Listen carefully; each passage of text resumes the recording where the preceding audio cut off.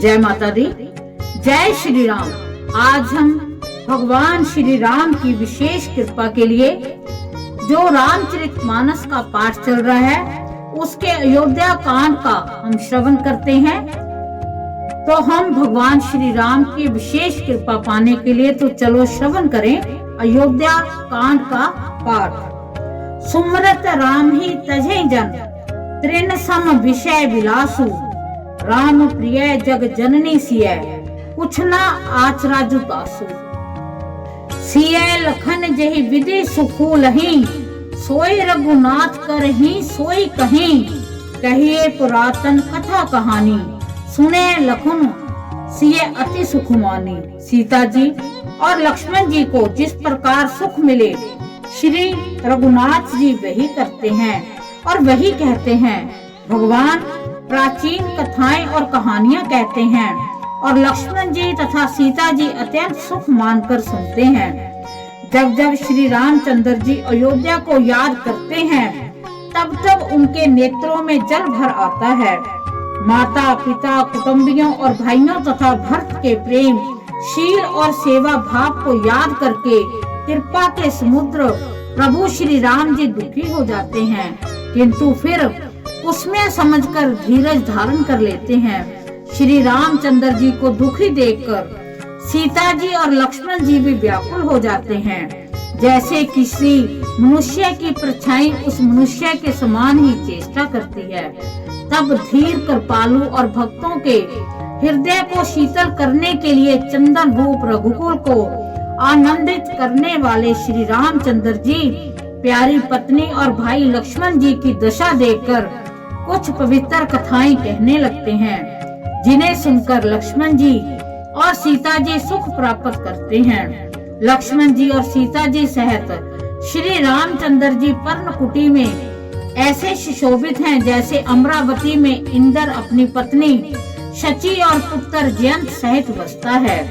प्रभु श्री रामचंद्र जी सीता जी और लक्ष्मण जी की कैसी संभाल रखते हैं, जैसे पल के नेत्रों के गोलों की इधर लक्ष्मण जी सीता जी और श्री रामचंद्र जी की ऐसे सेवा करते हैं जैसे अज्ञानी मनुष्य शरीर की करते हैं। पक्षी पशु देवता और तपस्वियों के हितकारी प्रभु इस प्रकार सुख पूर्वक वन में निवास कर रहे हैं, जैसे तुलसीदास जी कहते हैं कि मैंने श्री रामचंद्र जी का सुंदर वन गमन कहा। अब जिस तरह सुमंत्रन अयोध्या आए वह कथा सुनो। प्रभु श्री रामचंद्र जी को पहुंचाकर जब निषाद राज लौटा तब आकर उसने रथ को मंत्री सहित देखा। मंत्री को व्याकुल देखकर निषाद को जैसा दुख हुआ वह कहा नहीं जाता। सुमंत्रन हा राम हा सीते हा लक्ष्मण पुकारते हुए बहुत व्याकुल होकर धरती पर गिर पड़े। रथ के घोड़े दक्षिण दिशा की ओर जिधर श्री रामचंद्र जी गए थे देख देख कर हिनहिनाते हैं, मानो बिना पंख के पक्षी व्याकुल हो रहे हों। वे ना तो घास चरते हैं ना पानी पीते हैं, केवल आंखों से जल बहा रहे हैं। श्री रामचंद्र जी के घोड़ों को इस दशा में देखकर सब निषाद व्याकुल हो गए। तब धीरज धरकर निषाद राज कहने लगे कि हे सुमंत्रन जी, अब विषाद को छोड़िए, आप पंडित और परमार्थ के जानने वाले हैं। विधाता को प्रतिकूल जानकर धैर्य धारण कीजिए।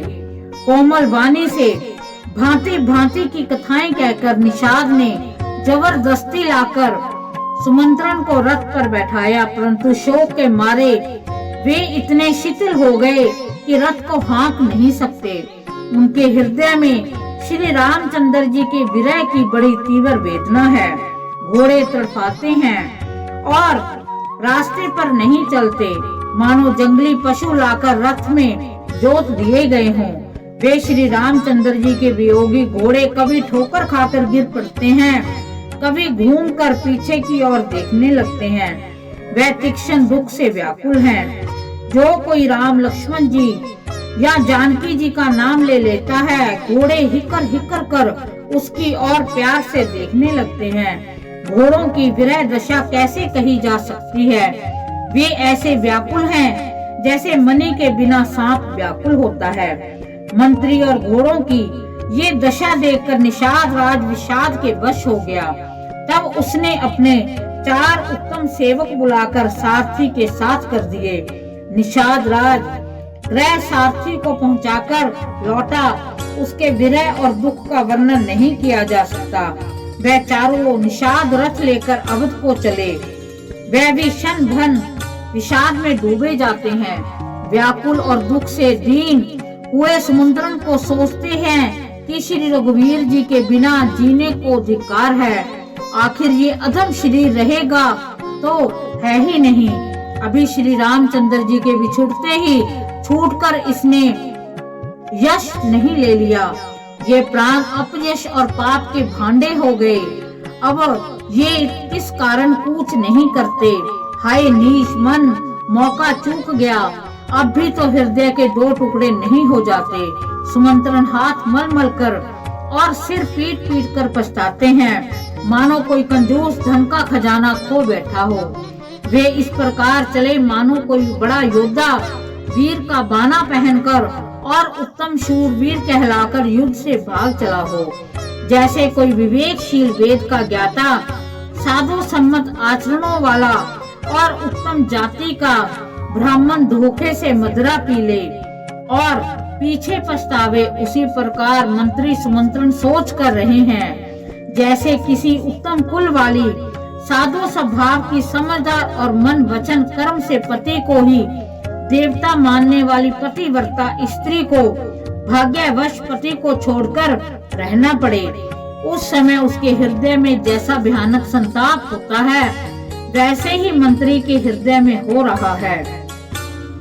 नेत्रों में जल भरा है, दृष्टि मंद हो गई है, कानों से सुनाई नहीं पड़ता। व्याकुल हुई बुद्धि बैठकाने हो रही है, होंठ सूख रहे हैं, मुंह में लाठी लग गई है, किंतु प्राण नहीं निकलते, क्योंकि हृदय में अवध रूपी किवाड़ लगे हैं। वर्ष बीत जाने पर अर्थात 14 वर्ष बीत जाने पर भगवान फिर मिलेंगे, यही आशा रुकावट डाल रही है। सुमंत्रन जी के मुख का रंग बदल गया है, जो देखा नहीं जाता। ऐसा मालूम होता है कि मानो इन्होंने माता पिता को मार डाला हो। उनके मन में राम वियोग रूपी हानि की महान गलानी छा रही है।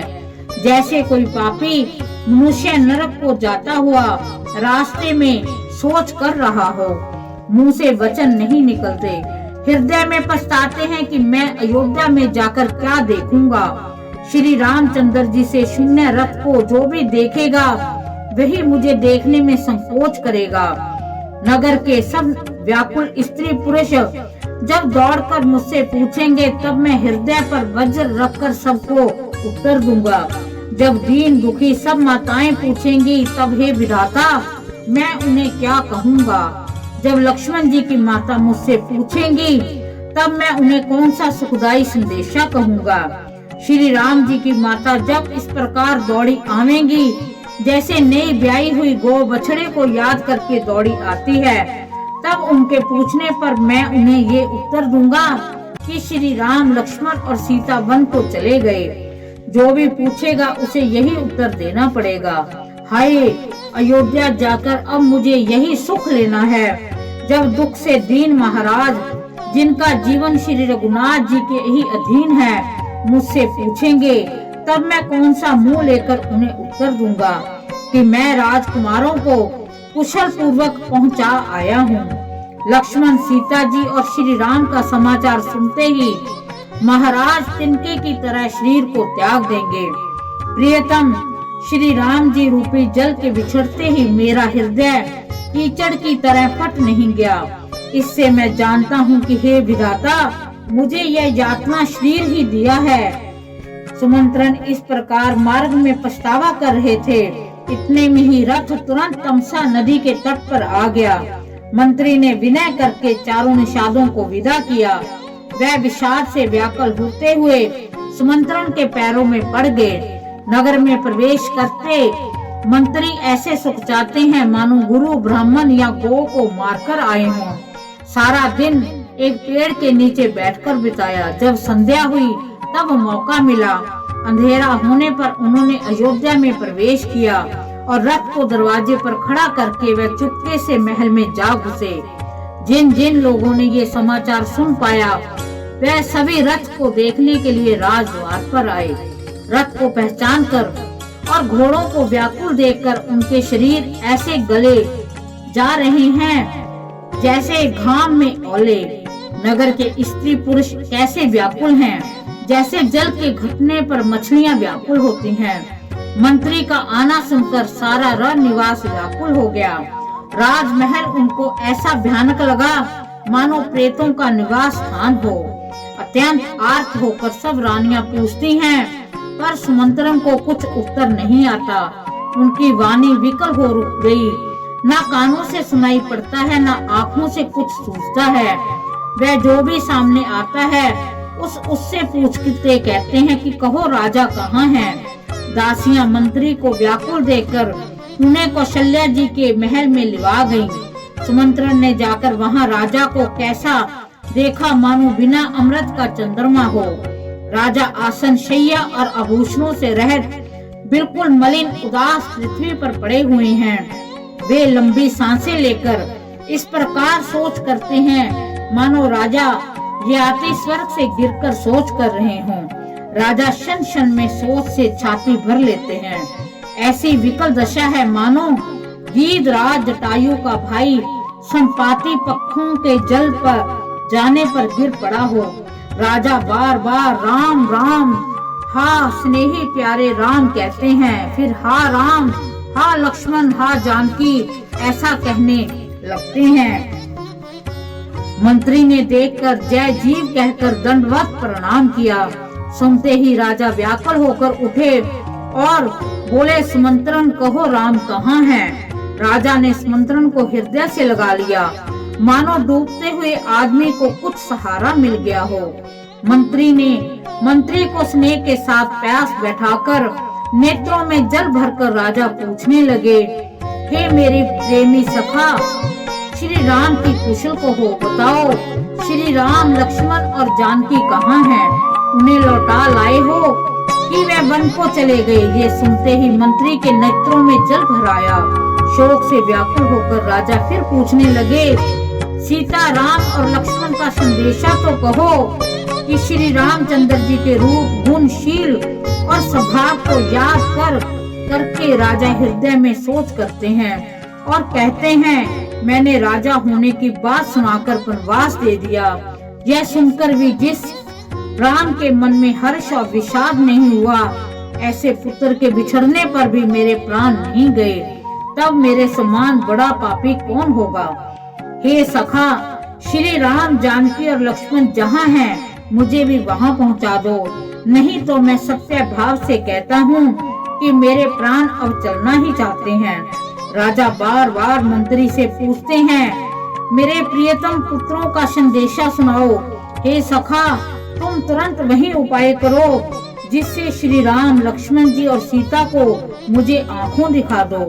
मंत्री धीरज धरकर कोमल वाणी बोले कि महाराज, आप पंडित और ज्ञानी हैं। हे देव, आप शूरवीर तथा उत्तम धैर्यवान पुरुषों में श्रेष्ठ हैं। आपने सदा साधुओं के समाज का सेवन किया है। जन्म मरण सुख दुखों के भोग हानि लाभ प्यारों का मिलना बिछुड़ना, ये सब हे स्वामी काल और कर्म के अधीन रात और दिन की तरह बरबस होते रहते हैं। मूर्ख लोग सुख में हर्षित होते हैं, दुख में रोते हैं, पर धीर पुरुष अपने मन में दोनों को समान समझते हैं। हे सबके हितकारी, आप विवेक विचार कर धीरज धरिए और शोक का परित्याग कर दीजिए। श्री राम जी का पहला निवास तमसा के तट पर हुआ, दूसरा गंगा तीर पर सीता जी सहित दोनों भाई उस दिन स्नान करके जल पीकर ही रहे। केवट ने बहुत सेवा की, वह रात सिंगरौर में ही बिताई। दूसरे दिन सवेरा होते ही बड़ का दूध मंगवाया और उससे श्री राम जी और लक्ष्मण ने अपने सिरों पर जटाओं के मुकुट बनाए। तब श्री रामचंद्र जी के सखा निषाद राज ने नाव मंगवाई। पहले प्रिय सीता जी को उस पर चढ़ाकर फिर श्री रघुनाथ जी चढ़े। फिर लक्ष्मण जी ने धनुष बाण सजाकर रखे और प्रभु श्री रामचंद्र जी की आज्ञा पाकर स्वयं चढ़े। मुझे व्याकुल देखकर श्री रामचंद्र जी धीरज धरकर मधुर वचन बोले कि हे तात, पिताजी से मेरा प्रणाम कहना और मेरी ओर से बार बार उनके चरण कमल पकड़ना, फिर पांव पकड़कर विनती करना कि हे पिताजी, आप मेरी चिंता न कीजिए। आपकी कृपा, अनुग्रह और पुण्य से वन में मार्ग में हमारा कुशल मंगल ही होगा। हे पिताजी, आपके अनुग्रह से मैं वन जाते हुए सब पाकर का सुख पाऊंगा। आज्ञा का भली भांति पालन करके चरणों का दर्शन करने कुशल पूर्वक फिर लौट आऊंगा। सब माताओं के पैर पड़ कर कहना, उनका समाधान करके उनसे बहुत विनती करके तुलसीदास जी कहते हैं कि तुम वही प्रयत्न करना जिससे कौशलपति पिताजी कुशल रहे। बार बार चरण कमलों को पकड़कर गुरु वशिष्ठ से मेरा संदेशा कहना कि वे वही उपदेश दें जिससे अवधपति पिताजी मेरी सोच न करें। हे तात, सब पुरवासियों और कुटुंबियों से अनुरोध करके मेरी विनती सुनाना कि वही मनुष्य मेरा सब प्रकार से हितकारी है जिसकी चेष्टा से महाराज सुखी रहे। भरत के आने पर उनको मेरा संदेशा कहना कि राजा का पद पा जाने पर नीति न छोड़ देना, कर्म वचन और मन से प्रजा का पालन करना, सब माताओं को समान जानकर उनकी सेवा करना, और हे भाई, पिता माता और सब जनों की सेवा करके भाई पने को अंत तक निभाना। हे तात, राजा पिताजी को उसी प्रकार से रखना, वह कभी किसी तरह भी मेरी सोच न करें। लक्ष्मण जी ने कुछ कठोर वचन कहे, किंतु श्री राम जी ने उन्हें वर्ज कर फिर मुझसे अनुरोध किया और बार बार अपनी सौगंध लाई और कहा कि हे तात, लक्ष्मण का लड़कपन वहाँ न कहना। प्रणाम कर सीता जी भी कुछ कहने लगी थी, परंतु स्नेहवश वे शिथिल हो गयी। उनकी वाणी रुक गई, नेत्रों में जल भर आया, शरीर रोमांच से व्यापत हो गया। उसी समय श्री रामचंद्र जी का रुख पाकर केवट ने पार जाने के लिए नाव चला दी। इस प्रकार रघुवंश तिलक श्री रामचंद्र जी चल दिए और मैं छाती पर वज्र रखकर खड़ा खड़ा देखता रहा। मैं अपने कलेश को कैसे कहूँ, जो श्री राम जी का ये संदेशा लेकर जीता ही लौट आया। ऐसा कहकर मंत्री की वाणी रुक गई और वह हानि की गलानी और सोच के वश में हो गए। सारथी सुमंत्रण के वचन सुनते ही राजा पृथ्वी पर गिर पड़े। उनके हृदय में भयानक जलन होने लगी, वह तड़पने लगे। उनका मन भीषण मोह से व्याकुल हो गया, मानो मछली को मांझा व्याप गया हो। सब रानियां विलाप करके रो रही हैं। उस महान व्यक्ति का वर्णन कैसे किया जाए। उस समय के विलाप को सुनकर दुखों को भी दुख लगा, धीरज का भी धीरज भाग गया। राजा के रावले में शोर सुनकर अयोध्या में बड़ा भारी कोहराम मच गया, मानो पक्षियों के विशाल वन में रात के समय कठोर वज्र गिरा हो। राजा के प्राण कंठ में आ गए, मानो मणि के बिना सांप व्याकुल हो गया हो। इंद्रियां सब बहुत ही विकल हो गईं, मानो बिना जल के तालाब में कमलों का वन मुरझा गया हो। कौशल्या जी ने राजा को बहुत दुखी देकर अपने हृदय में जान लिया कि अब सूर्य कुल का सूर्य अस्त हो चला है। तब श्री रामचंद्र जी की माता कौशल्या हृदय में धीरज धरकर समय के अनुकूल वचन बोली, हे नाथ, आप मन में समझकर विचार कीजिए कि श्री रामचंद्र जी का वियोग अपार समुद्र है, अयोध्या जहाज है और आप उसके खेने वाले हैं। सब प्रियजन ही यात्रियों का समाज है जो इस जहाज पर चढ़ा हुआ है। आप धीरज धरिएगा तो सब पार पहुंच जाएंगे, नहीं तो सारा परिवार डूब जाएगा। हे प्रिय स्वामी, यदि मेरी विनती हृदय में धारण कीजिएगा तो श्री राम, लक्ष्मण, सीता फिर आ मिलेंगे। प्रिय पत्नी कौशल्या कोमल वचन सुनते हुए राजा ने आंख खोलकर देखा, मानो तड़पती हुई मछली पर कोई शीतल जल छिड़क रहा हो। धीरज धरकर राजा उठ बैठे और बोले कि सुमंत्रण, कहो कृपालु श्री राम कहाँ हैं? लक्ष्मण कहाँ है, स्नेही राम कहाँ है और मेरी प्यारी बहू जानकी कहाँ है। राजा व्याकुल होकर बहुत प्रकार से विलाप कर रहे हैं। वह रात युग के समान बड़ी हो गई, बीतती जा रही है, ऐसे लग रहा है कि वो रात बीतती ही नहीं। राजा को अंधे तपस्वी श्रवण कुमार के पिता के शाप की याद आ गई। उन्होंने सब कथा कौशल्या को कह सुनाई। उस इतिहास का वर्णन करते हुए राजा व्याकुल हो गए और कहने लगे कि श्री राम के बिना जीने की आशा को धिक्कार है। मैं उस शरीर को रखकर क्या करूंगा जिसमें मेरे प्रेम का प्रण नहीं निभाया। हाँ, रघुकुल को आनंद देने वाले मेरे प्राण प्रिय राम, तुम्हारे बिना जीते हुए मुझे बहुत दिन बीत गए। हाँ जानकी लक्ष्मण, हाँ रघुवीर, हाँ पिता के चित्त रूपी चातक के हित करने वाले मेघ, राम राम कहकर फिर राम राम कहकर फिर राम राम कहकर फिर राम राम कहकर श्री राम के विरह में शरीर त्याग कर सुरलोक को सिधार गए। जीने और मरने का फल तो दशरथ जी ने ही पाया, जिनका निर्मल यश अनेकों ब्रह्मांडों में छा गया। जीते जी तो श्री रामचंद्र जी के चंद्रमा के समान मुख को देखा और श्री राम के विरह को निमित्त बनाकर अपना मरण सुधार लिया। सब रानियां शोक के मारे व्याकुल होकर रो रही हैं। वह राजा के रूप, शील, बल और तेज का बखान कर करके अनेकों प्रकार से विलाप कर रही हैं और बार बार धरती पर गिर गिर के पड़ती हैं। दास दासीगण व्याकुल होकर विलाप कर रहे हैं और नगर निवासी घर घर रो रहे हैं। कहते हैं कि आज धर्म की सीमा, गुण और रूप के भंडार सूर्य कुल के सूर्य अस्त हो गए। सब कैकेयी को गालियां देते हैं, जिसने संसार भर को बिना नेत्र का कर दिया। इस प्रकार विलाप करते रात बीत गई। प्रातः काल सब बड़े बड़े ज्ञानी मुनि आए। तब वशिष्ठ मुनि ने समय के अनुकूल अनेक इतिहास कहकर और विज्ञान के प्रकाश से सबका शोक दूर किया। वशिष्ठ जी ने नाव में तेल भरवाकर राजा के शरीर को उसमें रखवा दिया। फिर दूतों को बुलवाकर उनसे ऐसा कहा कि तुम लोग जल्दी दौड़कर भरत के पास जाओ। राजा की मृत्यु का समाचार कहीं किसी से न कहना। जाकर भरत से इतना ही कहना कि दोनों भाइयों को गुरु जी ने बुलवा भेजा है। मुनि की आज्ञा सुनकर दूत दौड़े। वे अपने वेग से उत्तम घोड़ों को भी लजाते हुए चले।